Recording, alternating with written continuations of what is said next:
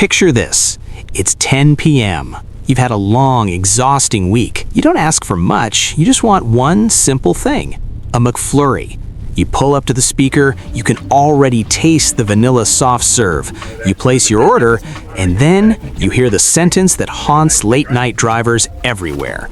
Sorry, the ice cream machine is down. You sigh, you drive away. You assume it's bad luck, or maybe the employees just didn't want to clean it. But what if I told you that machine isn't actually broken?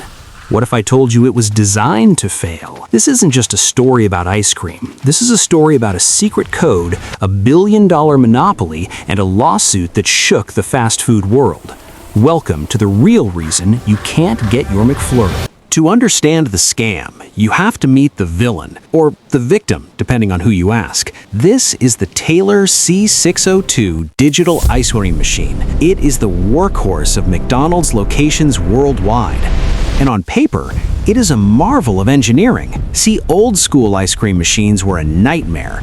You had to take them apart every single night to clean them. It took hours. It was messy. But the Taylor machine is special. It has a self-cleaning feature called a heat treatment cycle. Every night, instead of being disassembled, the machine boils the leftover milk inside its tank to kill bacteria. It's basically pasteurizing the mix while you sleep. In theory, this is brilliant. It saves time, it saves labor. But in practice, it is the perfect trap. Section 1. The 4-hour nightmare. Here is where the problem starts. That heat cycle takes 4 hours. The machine heats the milk up to 151 degrees Fahrenheit. It has to hold it there for 30 minutes exactly. Then it has to cool it back down. But here's the catch. The machine is incredibly sensitive. If the hopper is slightly too full, failure. If it's slightly too empty, failure. If the temperature fluctuates by a single degree for a few seconds, failure. When it fails, the machine doesn't just try again. It enters system lockout. It turns into a brick. It won't let you dispense ice cream because legally, that milk might be unsafe. So the teenager working the night shift looks at the screen. Does it tell them add more mix or check the temperature? No. It gives them a cryptic error code, something meaningless like error XS5-2. There is no button to reset it. There is no manual behind the counter that explains it. The machine holds the ice cream hostage. Section 2. The repair monopoly.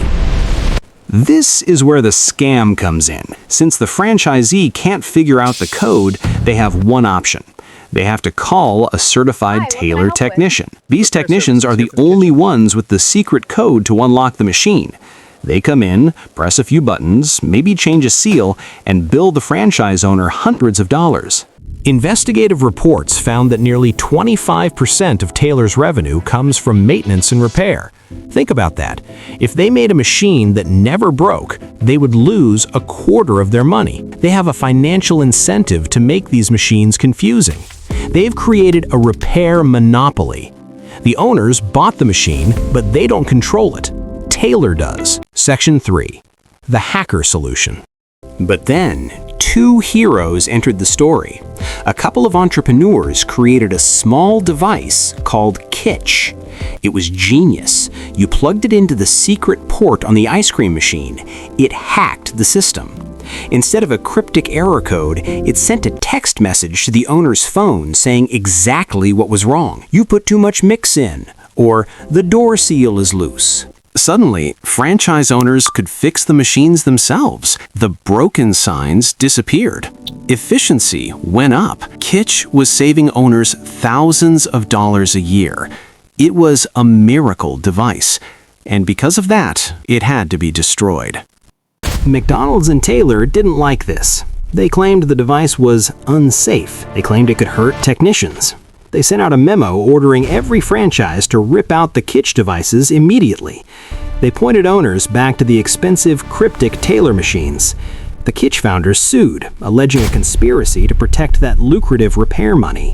So, the next time you pull up to that drive-through window and you hear those dreaded words, remember this. The machine isn't broken because the technology is bad. It's broken because the business model is designed that way. It's a battle over the right to repair.